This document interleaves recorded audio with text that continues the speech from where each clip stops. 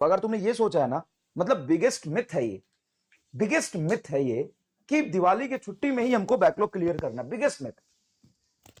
वो बैकलॉग है तो कितने दिन में क्रिएट हुआ है? शायद 1 महीने में, 2 महीने में, 3 महीने में, 4 महीने में, इसी में क्रिएट हुआ है ना। और तुम उसको 5 दिन में खत्म कर दोगे, ऐसा नहीं होता। अगर 5 दिन में खत्म हुआ होना होता तो तुम 2 साल से पढ़ाई कर रहे हो। कितनी बार ऐसी छुट्टियां मिली होंगी तुम्हें, कुछ ना कुछ मिला होगा, तुम कर पाए। तो भाई सिंपल सी बात है, सिंपल सी बात है, बहुत सिंपल सी बात है। तुम्हारी रिलेटिवली कम क्लास होंगी छुट्टियों में, थोड़ी क्लास हो भी सकती है, रिकॉर्डेड भी आएंगी, नहीं भी होंगी, रिवीजन क्लास भी होगा। रिवीजन क्लास टीचर करा दे तो और अच्छी बात है आपके लिए। तो ये सब चलता रहेगा, उसी में थोड़ा टाइम निकाल के मैनेज करो। अगर तुम डेली क्लास के साथ मैनेज नहीं कर रहे हो, 40 मिनट भी एक्स्ट्रा निकाल के रिवीजन नहीं कर रहे हो, तो तुम्हें लगता है कि तुम रिवीजन कर लोगे, तो तुम देख लेना क्या कर लोगे। तुम डेली शेड्यूल के साथ थोड़ा थोड़ा समय निकाल के बैकलॉग पे ध्यान दो, ठीक है। बिल्कुल दिवाली की छुट्टी है, 7 दिन की छुट्टी होगी। 7 दिन का प्लान ऐसा बनाओ कि अभी तक जिस इफिशियंसी से पढ़ रहे थे वो इफिशियंसी डाउन ना हो। चाहे जो पढ़ो उसमें तुम्हारा फायदा। क्लास होगी तो पढ़ाई होगी, क्लास नहीं होगी तो खुद पढ़ लेना। भाई देख देख देख, दिवाली की छुट्टी में तुम बैकलॉग क्लियर करो, रिवीजन करो, क्वेश्चन करो, पढ़ाई करो, ये चीजें जरूरी है। ये चीजें जरूरी नहीं है कि क्लास ही ना हो, हम पढ़े ही ना, सब कुछ बैलेंस होगा ना तो ज्यादा ठीक होगा। तुम एक चीज करने जाओगे ना तो वो तुम्हारा उतने एफिशिएंसी से होगा भी नहीं, और तुम्हें लगेगा कि वो भी नहीं हुआ, और देखो वो भी नहीं हुआ।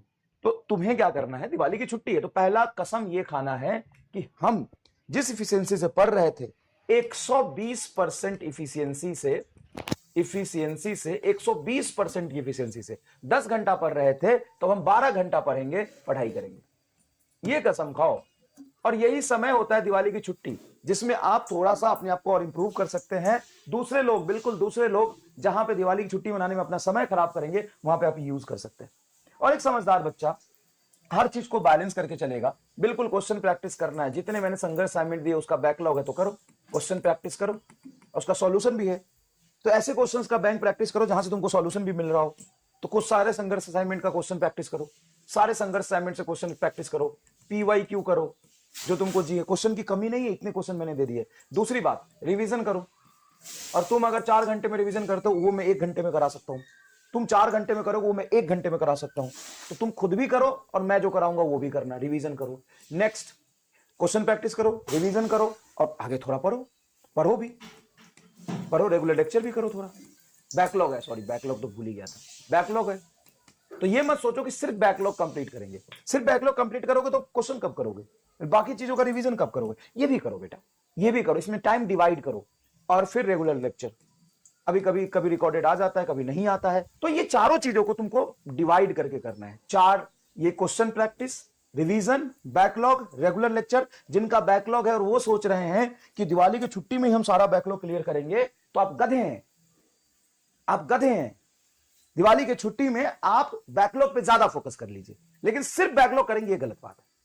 आप थोड़ा सा उस पर ध्यान दो। दिवाली की छुट्टी का सिर्फ एक ही पैटर्न होना चाहिए, दिवाली की छुट्टी है तो हम अपना 120% इफिशियंसी से पढ़ाई करेंगे। उसका टाइम टेबल कुछ ऐसा बनाएंगे कि 120% इफिशियंसी के साथ हमारी पढ़ाई हो, सबसे पहली बात।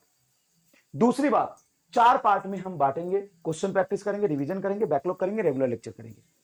तो ये चारों चीज में हमारा पार्ट डिवाइड होना चाहिए। ऑब्वियस सी बात है, ये 3 मैंडेटरी है और ये 3 कभी 1 आध घंटे का लेक्चर आ गया तो कर लेंगे।